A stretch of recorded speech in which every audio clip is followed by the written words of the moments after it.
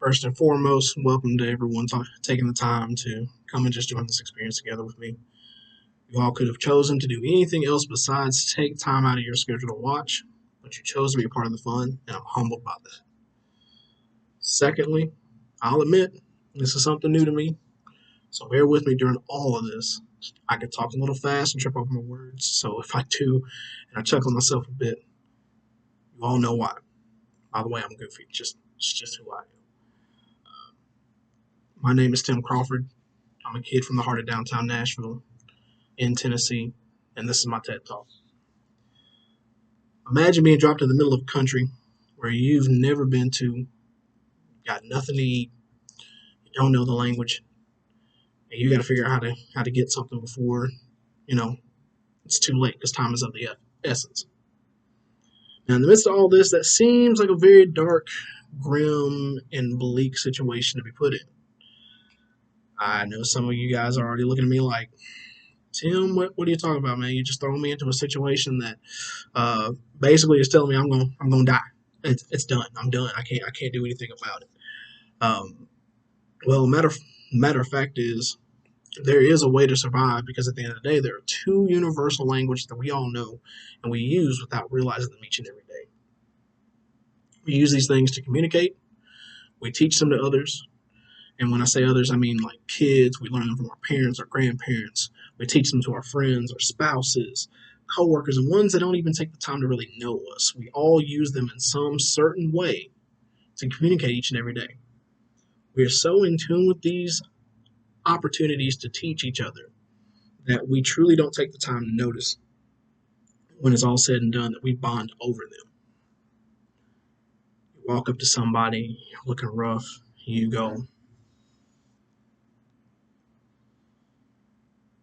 you don't have to know how to speak the language to show them that you're hungry.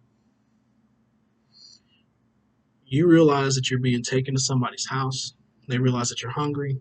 They bring you in. They start cooking dinner with their family sitting there at the table. You smell something that's just so glorious because it's been so long since you've eaten something. And you can tell that they're taking the time to make it special because it's something that means something to them. And while in the background, you hear the radio playing. You don't know what the words of the song are saying, but you can tell that the spouse of the person that brought you into the home is physically emotional. Like you can just see the emotion pouring out of them. You can tell that they are connecting in some way to this, and you feel it as well. Ladies and gents, these are what I personally feel are great equalizers. We all can identify with music and food. They all have a place in our cultural touchstones, which are a part of our lives. I mean, for example, just follow me here. Take a second and think about your favorite meal of all time that was made by a family member. You got it? Awesome.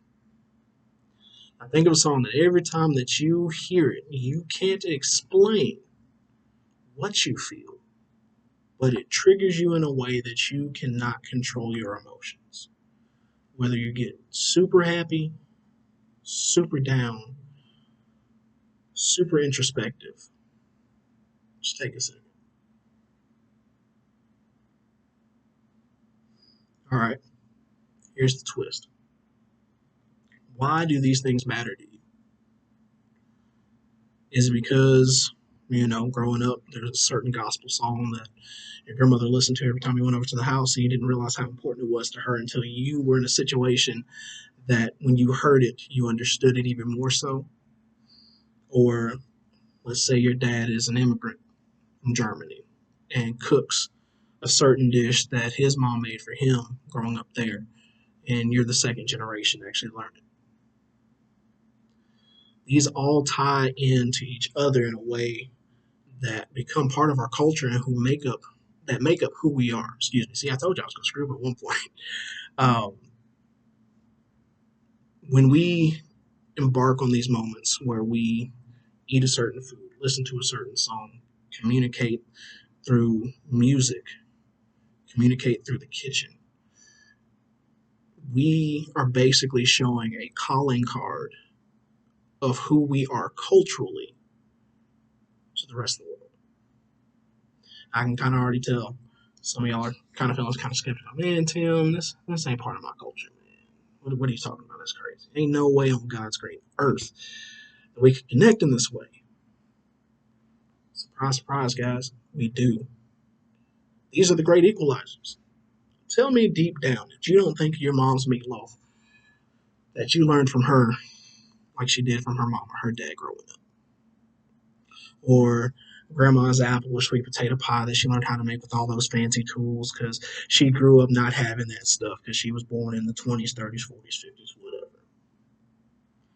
Or you learn about fried cabbage and kielbasa from your dad who came over as an immigrant during the time of, World War II, and you taught that to your family. We all have something that connects us to the universe, and that's food and music. They're the universal languages, guys. They are the ultimate skeleton keys when it comes to understanding a person deep down. I kind of find it funny that every now and then when I get on Facebook, I see something that says, you're not black if you didn't grow up eating this, and it'll be a picture of a wedding or a funeral with a bunch of black folks there, fried fish and spaghetti and coleslaw and cornbread and sweet tea and all this stuff. Or, oh, you're not Latina if you didn't grow up eating this, and it's a big old plate of just birra tacos with the consomme on the side and the limes and the rice that goes with it and everything else to kind of dress it up.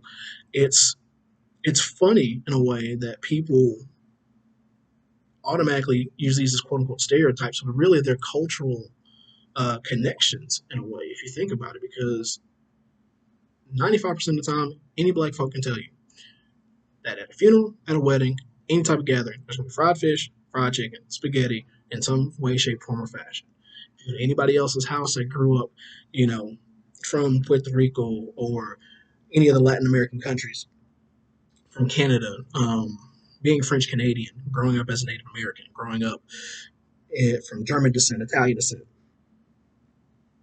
The foods that we grew up eating all tie into who we are. Because we can go somewhere and say, man, I know that dish, but it's not as good as my mom's dish. I know I can cook it better than this restaurant can do it. Or, you know, I think about those times that I've actually gone to friends' houses where, they are of a different culture and listening to some of the music they grew up on because of their parents and eating some of the food. Like, I got a Vietnamese friend that makes pho. And it's phenomenal. No pun intended there. No pun intended. I'm sorry. It's just one of those things. It's delicious. And I always was curious as to why it was so important to them to have pho, because it's something that they can eat for breakfast, they can eat for lunch, they can eat for dinner, they can do it as a snack. And they said that it's something that they grew up with. It's something that they learned over in the old country, brought it here, and it reminds them of home, reminds them where they come from and why it's so important to them. We all have a food that we eat that reminds us of who we are deep down to our core, because it's naturally something we gravitate to. It's the same thing with the music. Like, for instance, growing up as a Christian, I sang in church. Black gospel music for me is something that always feels a part of me being a black man. Listen to Kurt Franklin and Fred Hammond, Smokey Norfolk, Andre Crouch, Donnie McClurkin, CeCe Winans, BB Winans, you name it, that kind of describes black Christian culture. The list just goes on and on from there. You know, there are more than just meals and songs that we listen to in our culture that identifies with us subconsciously. We find ourselves recalling these points in our lives, and it kind of tells the story of who we are. Think of these moments kind of, because I'm a nerd, I'll kind of go with you on this one. Think of these moments that we recall in our time growing up, kind of like save points in a video game. Follow me on this, okay? Usually at the save points of a video game, there's a constant musical theme that always plays because you're getting to that point. And once you save it, you remember it because you remember it from the very beginning when you started. It's kind of the same thing with the food. You can be having a crap day and you can eat, you know, for me, for instance, I can have a cruddy day, horrible day. I can eat turnip greens, mac and cheese, and meatloaf made by my grandmother, and I promise you, my whole day is flipped. It's not because I'm a big dude and I like food, it's part of it. But that's not the whole thing. The reason being is because it means something to me in my culture because it's something that I've learned from her because she learned it from her parents. And her parents learned it from their parents. And it kind of ties me back to how we learned how to be cooks and kind of follow our life's history from being part of a community that were, slaves, freed people, going into the civil rights movement and learning how eating at certain lunch counters and coming up with meat and threes and things like that. There's things that have stemmed from being black and learning how to cook a certain way that have become cultural staples now, especially in the South. Like I said, a meat and three, fried chicken, barbecue, pig feet, chitlins, you name it. Some of the stuff that a lot of people wouldn't eat because of how my parents and the parents before them and the parents before them grew up. That's how they learned to cook is because they had to take lesser cuts of the animal, lesser meats and everything else and create a meal out of it. And that became part of their culture. It became part of who they are. So, at the end of the day, guys, food is something that can be a conversation starter. Like, man, I love how you made this. Who taught you how to make this dish? Or, yeah, man, this is my mom's recipe growing up that she taught me when she moved from Germany or what have you. Music is also how we can speak without saying a word. It can convey our thoughts and our feelings better than we can at times. From church services, listen to certain artists because your family grew up listening to them.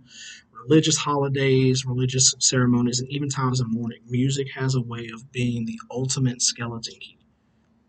I realized from an early age, for me, this is how I truly got to learn more about the people that were around me.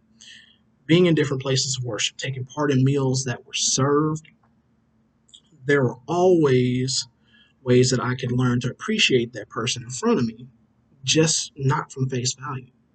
It gave me an insight to the culture. It gave me an insight to who they are and how they became the person they are. It never mattered to me if you were Latina, Haitian, Samoan, German, French, Taiwanese, Laotian, Irish, English, Chinese, Russian, Polish, whatever. I didn't care about, the religious backgrounds, whether you were Hindi, Buddhist, atheist, Christian, Islamic, or anything in between. When it comes to the dinner table and the radio, those two cultural touch points seem to blend in and fade everything else away. Because we all realize that we identify with it in one way or another. I want to leave you with two quotes. One is from George Bernard Shaw.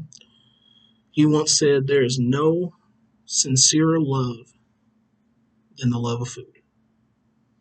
I tend to agree with that because the love that I feel each time that I cook for somebody shows them, hey, this is who I am on a plate.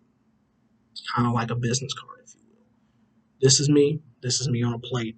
Enjoy. You get to see who I am. Also, another quote that I want to leave you guys with is from Plato, who was one of the brilliant minds of his time. He said that music gives a soul to the universe, wings to the mind, flight to the imagination, and life to everything.